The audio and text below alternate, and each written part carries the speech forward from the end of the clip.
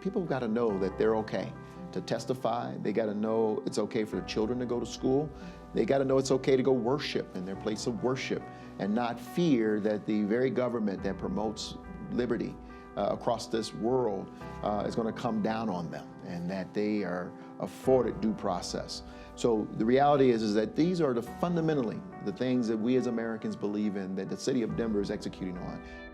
Access to legal counsel is more important than ever.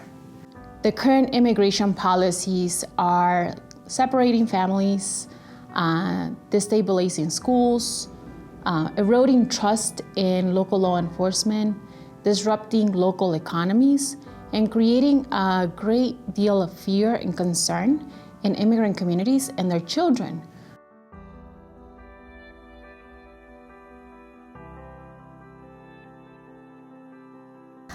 For a detained client who is put into immigration detention, it is difficult, if not impossible in some cases, to find an attorney. And the reason being is that once a client gets into detention, they're cut off essentially from the world.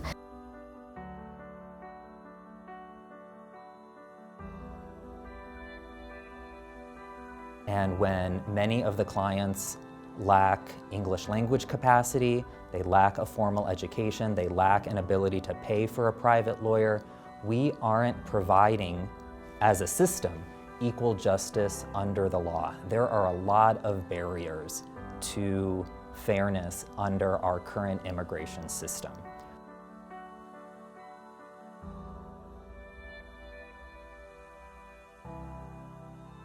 Being part of the SAFE network means a lot to those of us who are in Santa Ana, because we let all our residents know that people who are facing separation from their families, loss of liberty, can rely on government to support and help them through navigating a very, very intimidating legal process.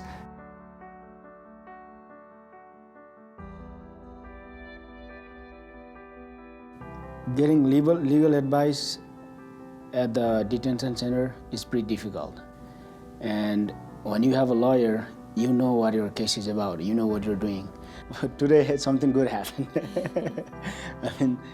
I was granted asylum. I'm out of a detention center after 1 year because of her help. That I never thought I would be out of here, but I'm here today.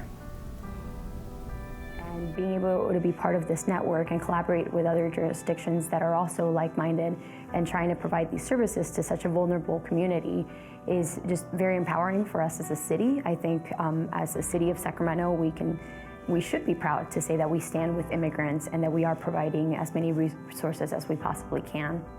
We cannot do this without the Vera Institute. That was so empowering to us to know that we were not alone, and we had this National Institute who would show up and not only say we're going to provide for you good thought partnership, good experience and wisdom from this, but also some resources to help with what you're trying to do. We hope that we can deliver the message to some of our sister cities and neighboring cities that this is something that's a positive. This is something that reduces crime. This is something that helps law enforcement. This is something that stabilizes neighborhoods, that continues, sales taxes from being decreased.